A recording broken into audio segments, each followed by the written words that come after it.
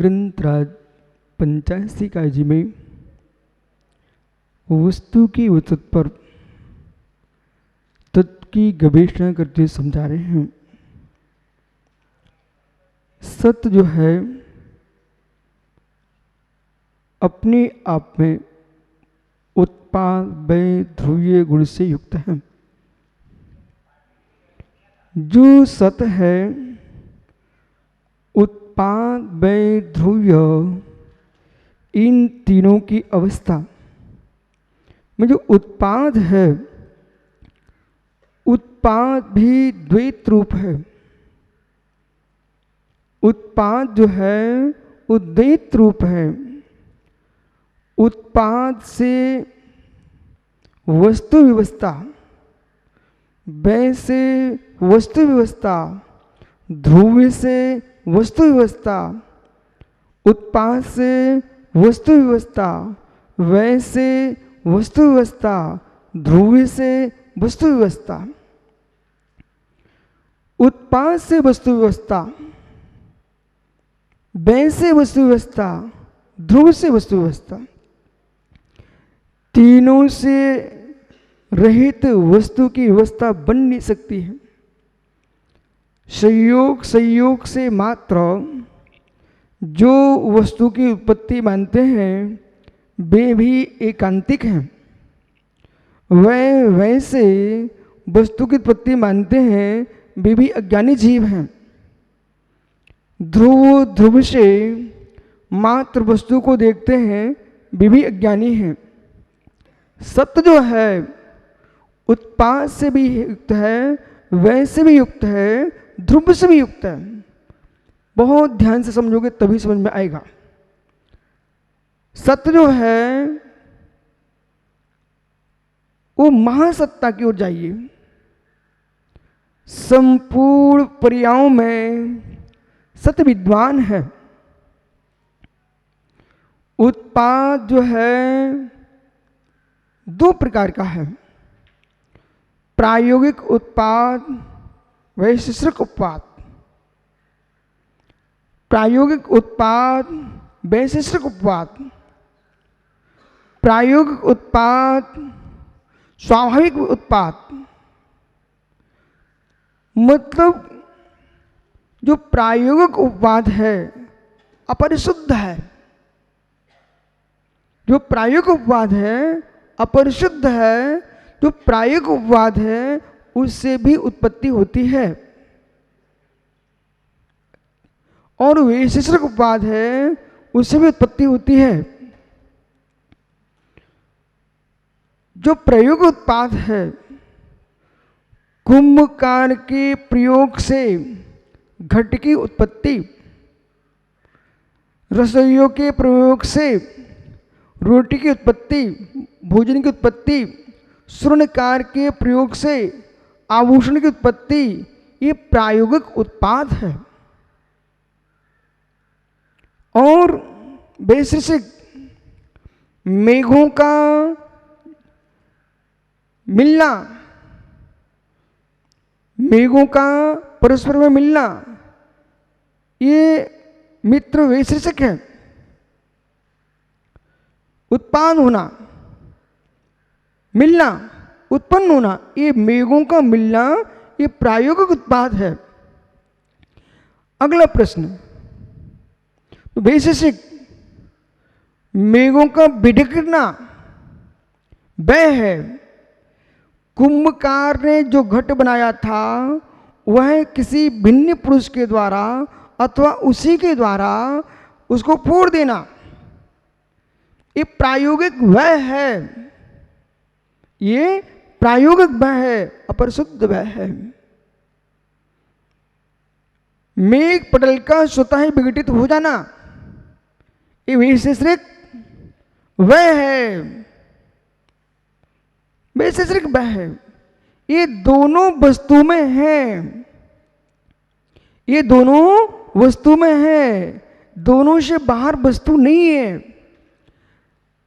प्रायोगिक उत्पाद भी है, प्रायोगिक व्यय भी है, वैशेषिक उत्पाद भी है, वैशेषिक उत्पाद भी है। जहां पर जिसकी अवधारणा है बिना परिसंयोग के वस्तु उत्पन्न नहीं होती। ठीक है ना पीयूष?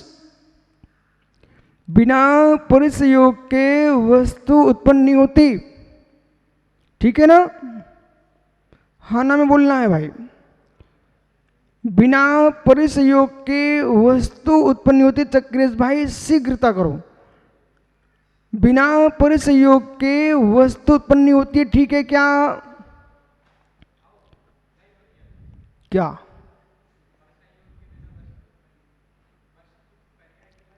बिना परिसंयोग के यानी जो सत है, सत में जो उत्पाद बेच रहा है वो भी वस्तु है। पर्यायों की संज्ञा भी वस्तु है और पर्याय कभी पर्यायी को छोड़ के होती नहीं है, इसलिए पर्याय भी वस्तु का अंश ही है।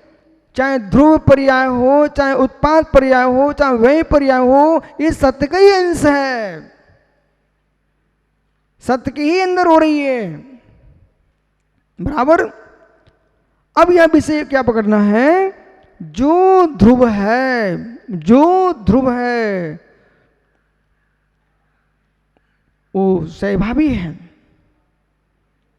जो क्रमवर्ती पर्याय है वे उत्पाद वह हैं, लेकिन कार्य की उत्पत्ति जो है संयोग के बिना हो सकती क्या? बिना संयोग के कार्य की उत्पत्ति नहीं हो सकती ना।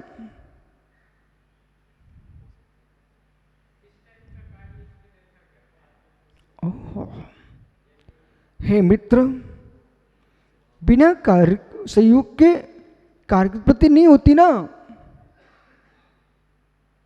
यदि होती है तो कैसे कराएंगे आप?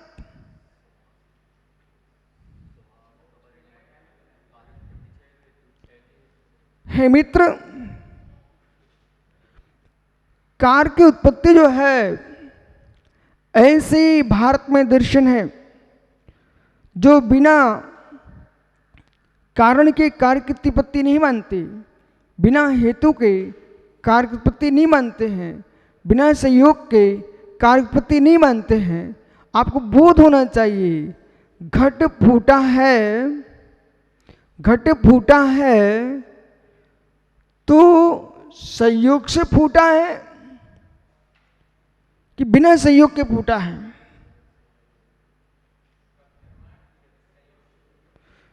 तो जैसे घट फूटा पत्थर मारने से तो संयोग से कार्य हुआ ना।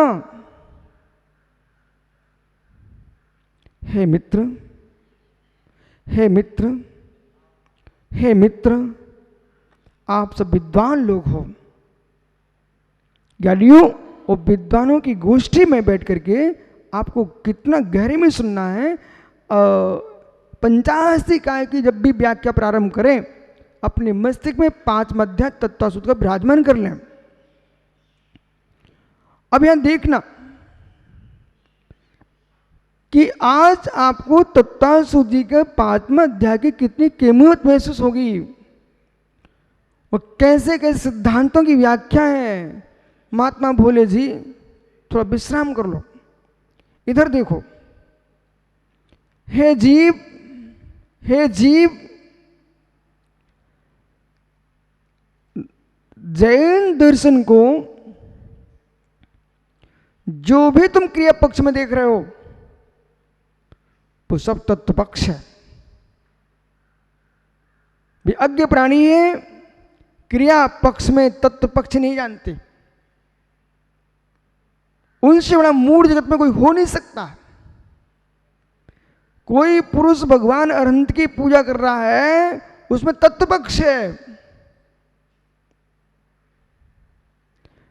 और पुनः पुनः समझना, जो पुरुष जीव अजीव आश्रव आदि की व्याख्या कर रहा है, शास्त्र में लिखे अक्षरों को पढ़ रहा है, वो तत्व को जान रहा है, वो नियम नहीं है।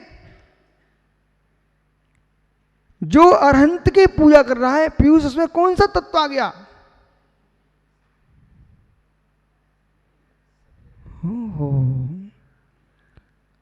घोर आश्चर्य है कि विद्वान किस प्रकार से मिथ्या से ग्रसित हो जाते हैं। तत्व निर्णय के नाम पर तत्व का अवर्णवाद। ऋषभ पंडित साहब, तत्व निर्णय के नाम पर तत्व का अवर्णवाद। जो पुरुष अरहंत की पूजा कर रहा है अष्टद्रव्य से, उसमें तत्व है कि नहीं? हे मित्र, हे मित्र, अरहंत की पूजा कर रहा है, उसका काय योग शुभ है, वचन योग शुभ है और मन योग शुभ है। तो काय बांग बना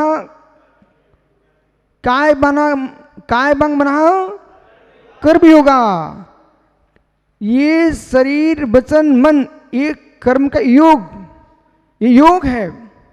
स आश्रवा, वही आश्रव है।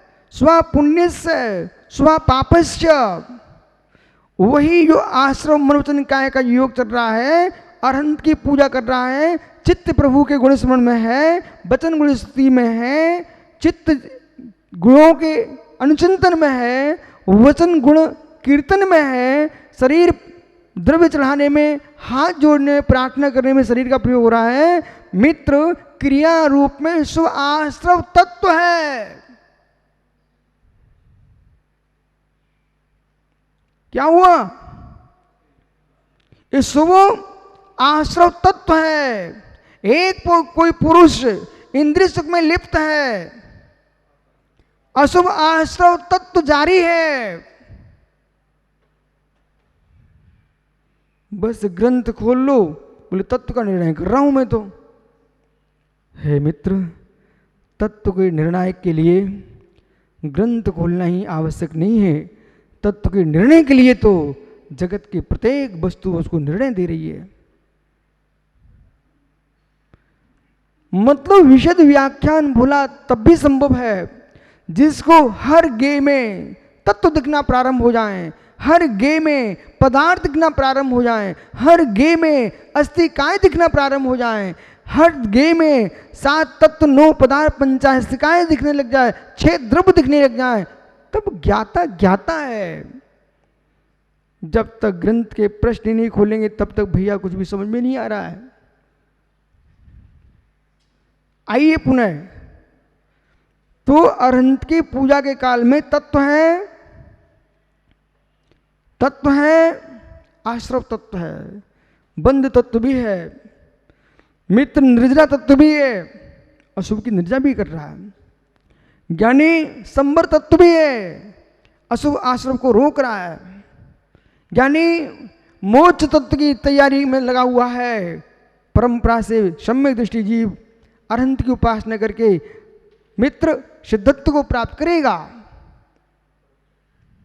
परंपरा से सम्यक दृष्टि जीव का पुण्य क्रिया भी मेरे मित्र मोक्ष का कारण है। हो जिसे तुम तत्व देख, जिसे आप कुछ भी नहीं देख रहे थे, उसमें आपको तत्व दिखाई देना चाहिए। हे मित्र, तो जहां उत्पाद जो आपने किया है, वस्तु की उत्पत्ति, वस्तु की सिद्धि, विष्णु सागर जी वो सिद्धांत चल रहा है। मित्र, विश्व के जितने इंजीनियर हैं, जगत की जितनी संरचनाएं हैं ब्रह्मांड में, वो सारी व्याख्याएं प्रारंभ हैं। लोक में अलोक में, लोकाकाश में अलोकाकाश में जो भी प्रबंध चल रहा है उसकी व्याख्या चल रही है। इसलिए आगमों का अध्ययन बहुत आवश्यक है। इन विषयों को देख करके लगता है आचार्य कुंद स्वामी यथार्थ में सिद्धांत शास्त्री तो थे ही, अध्यात्मवादी तो थे ही, चतुर्युगी ज्ञाता तो थे ही, बहुत बड़े रसायन शास्त्री थे।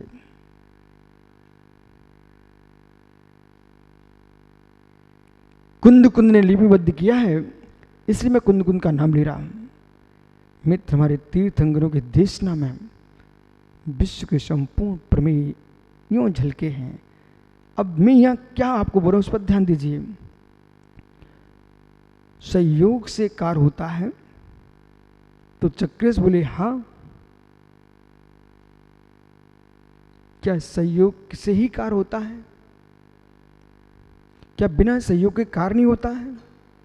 भेद से कार्य नहीं होता क्या? मित्र, भेद से भी कार्य होता है, अभेद से भी कार्य होता है, प्रयोग से भी कार्य होता है और स्वभाव से भी कार्य होता है। प्रयोग से भी कार्य होता है, स्वभाव से भी कार्य होता है। बराबर। लवकुश भेद संगातेभ्य उत्पद्यन्ते। बेटा, अभी तुमने सूत्र पढ़ा है, उस पर तुम्हारी दृष्टि याद करने की थी। यहां बांसुर कुंड में बैठ कर बेटा तुम्हें ये दृष्टि बन गई, ओहो मुझे तो परम रसायन मिल गया, अमृत मिल गया। और जब जब ईश्वर सागरी विद्वान गण पांचवा अध्याय पढ़ते उसको सूखा मानते हैं, वो छोड़ के जल्दी निकल जाते हैं, जबकि 10 अध्यायों की तात्विक दृष्टियां हैं मित्र 5वें अध्याय में। और जब से मेरी समझ आई है, मैं तब से कह रहा हूं, सारे जगत से कह रहा हूं, जब जब पर्युषण में मैं व्याख्या करता हूं तो मैं स्पष्ट बोलता हूं कि संपूर्ण तत्व की रूपना 5वें अध्याय में भरी हुई है।